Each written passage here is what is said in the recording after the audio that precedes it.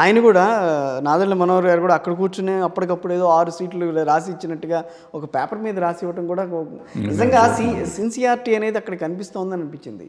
జనసేనకి ఎంతగా వాళ్ళ కార్యకర్తలని వాళ్ళు ఎంత పవన్ కళ్యాణ్ గారిని పైకెత్తుతున్నా అందుకు తగ్గట్టుగా వాళ్ళ ప్రణాళికలు లేవేమో అని అనిపిస్తోంది మొదటి నుంచి. నాయకుల్లో ఉండవు సార్. ఇప్పుడు నాయకుడు చిరంజీవి గారు చేసిన పొరపాటు అదే, పవన్ కళ్యాణ్ గారు చేస్తున్న పొరపాటు అదే నేను అనుకుంటున్నాను. నిజమో కరెక్టో తప్పో తెలియదు, కానీ వాళ్ళు సరైన మంత్రుల్ని, పూర్వకాలం మంత్రులు ఉండేవారు, సలహాదారులు, కరెక్ట్, సలహాదారులు అంటే బోల్డంత మాటలు వస్తాయి. అందుకని ఆ సలహాదారు కదా నిజమైన సరైన సలహాదారు. ఇప్పుడు నేను మీ పక్కన కూర్చుని మీకంటే గొప్ప యాంకర్ లేడు సార్ ప్రపంచంలో, మీరే సన్మార్గం అంటే మీరు ఎందుకు ఇక్కడే ఉంటారు, ఇంకెక్కడికైనా వెళ్ళిపోతారు. ఇప్పుడు నాకు ఇష్టం లేదండి అని మీరు అంటారు, మిమ్మల్ని ఇష్టమయ్యేటట్టు చేసి తీసుకెళ్ళిపోతారు. నేను అంతే. ఇప్పుడు నేనున్నాను, నాకు ఎవడ సినిమా ఇవ్వడండి. ఇప్పుడు నాకు సినిమా ఇవ్వట్లేదు కాబట్టి నేను గొప్పవాడిని నేను అనుకుంటే చాలదు. నేను నిజంగా గొప్పవాడిని అయితే ఎందుకు రాజమౌళి గారికి ఎందుకు ఇస్తారు, త్రివిక్రమ్ శ్రీనివాస్ గారికి నాకే ఇస్తారు కదా సినిమాలన్నీ. ఇవ్వరు కదా, ఇవ్వట్లేదు కదా. సో నేను తీసా 20 సినిమాలు, వాళ్ళు తీస్తున్నారు, మరి నాకెందుకు ఇవ్వట్లేదు, వాళ్ళకి ఎందుకు ఇస్తున్నారు? సో నా టాలెంట్ ఇంతవరకే పరిమితం, వాళ్ళ టాలెంట్ అంత పరిమితం ఉంది. సో మనం అది గుర్తించుకోవాలి. ఇప్పుడు నేనున్న పరిస్థితులు నా చుట్టూతో చేరి అన్నయ్య అసలు రాజమౌళి ఏమీ లేదన్నయ్య, నీకు తెలియదు అన్నయ్య, త్రివిక్రమ్ శ్రీనివాస్ అసలు వేస్ట్ అన్నయ్యాడు, అంత ఇది అన్నయ్య అని అంటూ ఉంటారు. నిజానికి నేను సంకలు కొట్టుకుని ఎక్కడికో వచ్చేసి ఏదో చేశాను అనుకోండి, ఏమవుతుంది? సిమిలర్గా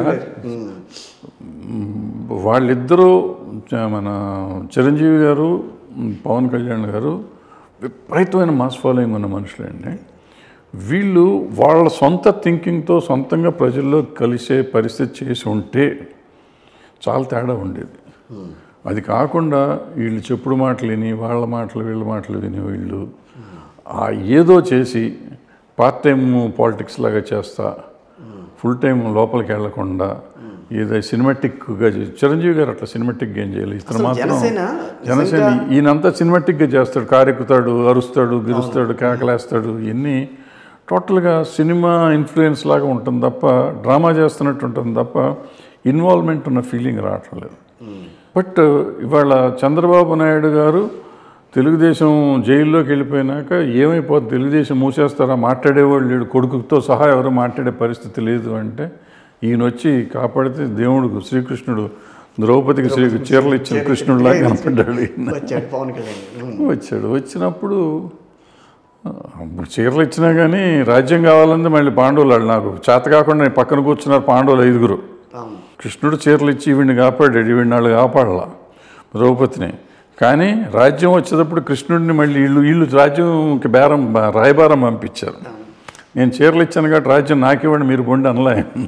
కరెక్టే.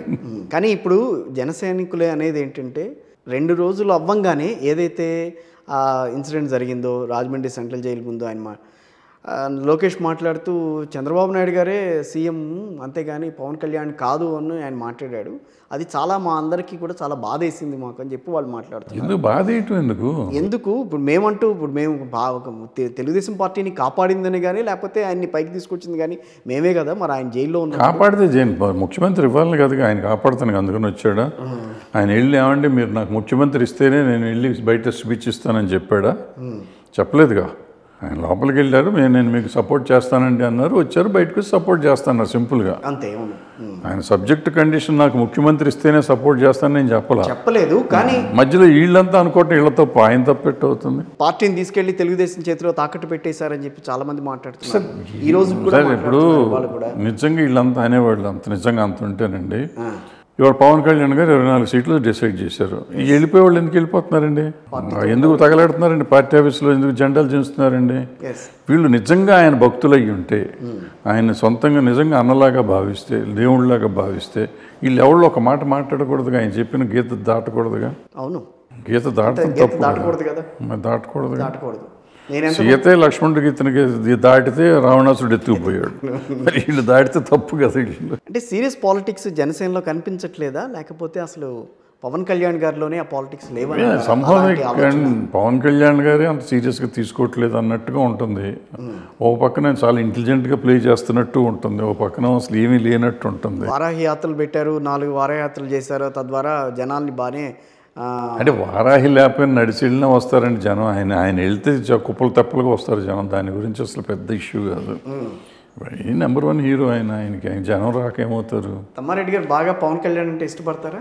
నేను పెద్ద అంటే పవన్ కళ్యాణ్ వచ్చిన కొత్తలో నిజంగా ఇష్టపడ్డాను. అంటే కొంచెం కుర్రాడికి ఒక సమాజం అంటే కొంత అవగాహన, సమాజ హితం ఉంది అని నమ్మేవాడిని నేను. బట్ తర్వాత ఈ లాస్ట్ 10 years నుంచి చూసినాక ఇదేదో చిన్న షేడ్ ఏదో ఉంది, పరదా ఉన్నది అనిపిస్తూ ఉంటుంది. అంటే ఆయనలో ఇంకో షేడ్ కనిపించిందా మీకు? లేదు, వేరే షేడ్ ఏం కనపడతలేదు. But somehow is not serious. Chiranjeevi garu రాజకీయాల్లోకి వచ్చినప్పటికీ పవన్ కళ్యాణ్ గారు రాజకీయాల్లోకి వచ్చిన తర్వాత మీకు డిఫరెన్స్ కనిపించి ఉంటుంది కదా. ఆయన ప్లే చేసిన ఇది కానీ రోల్ కానీ, ఈయన ప్లే చేస్తున్న రోల్ కానీ కొంచెం డిఫరెంట్గా ఉంది కానీ పెద్ద తేడా లేదు ఇద్దరిలో నాకు అనిపించింది. పెద్ద తేడా ఏం లేదు. చంద్రబాబు గారిని మచ్చిక చేసుకోవటంలో కానీ, ఆయన్ని ఢీకొనటంలో కానీ వీళ్ళిద్దరూ అంత సమోజ్జీలు కాదని అంటారా? చంద్రబాబునే సపోర్ట్ ఆయన రాజశేఖర రెడ్డి గారిని చేసుకున్నాడు అట్లా అనుకుంటే, ఈయన చంద్రబాబు నాయుడు చేస్తే ఆయన రాజశేఖర రెడ్డి గారిని చేసుకున్నాడు. సెంట్రల్లో మంత్రి కూడా అయ్యాడు కదా అట్లా అనుకుంటా. సో ఎవరికి ఉండే రాజకీయం వాళ్ళు చేశారు, ఎవరికి చేతనైంది వాళ్ళు చేశారు. సో బట్ ఇప్పుడు వచ్చిన పర్పస్ ఏంటి? ఇప్పుడు ఆయన సామాజిక న్యాయం కోసం వచ్చాడు. ఆయన సామాజిక న్యాయం కోసం వచ్చి కాంగ్రెస్లో విలీనం కావాల్సిన పని లేదుగా. ఆయన అప్పుడు కంటిన్యూ చేసి ఉంటే ఇప్పుడు ముఖ్యమంత్రిగా ఉండేవారు కదా. ఆయన ఆ రోజున పార్టీని కంటిన్యూ చేయగలిగి ఉంటే ఇవాళ ఆయనే ముఖ్యమంత్రి ఉండేవారు, చిరంజీవి గారు. ఆయన పార్టీని కంటిన్యూ చేయలేకపోయారు. ఓటుని ఏదో రకంగా తన వైపుకి తిప్పుకునే ప్రయత్నంలోనే ఆ రోజు రాజశేఖర రెడ్డి గారు ఆ రకమైన ప్రయత్నం చేశారు. అందుకే పార్టీ అన్నీ ఊరికే చెప్తారు ఇవన్నీ. సరే ముందు చెప్తాం. ఇప్పుడు అట్లా అనుకుంటే పవన్ కళ్యాణ్ గారు ప్రతి ఎలక్షన్కి 300 కోట్లు 400 కోట్లు తీసుకుంటున్నాడు. నిజం ఇవన్నీ ఏదో మనం చెప్తా ఉంటే మనకి టైం పాస్ లేదు సార్. ఇప్పుడు అప్పుడన్నా కొంచెం తక్కువ ఉండేది, ఇప్పుడు ఛానళ్ళు ఎక్కువైపోయినాయి. ఏది సోషల్ మీడియా, నాలాగా పని లేని వాళ్ళు ఎక్కువైపోయారు. దొరికితే ఏదో వాగుతూ ఉంటాం, మన ఇష్టం వచ్చింది వాగేయటం, మన సొమ్మేం బాదు.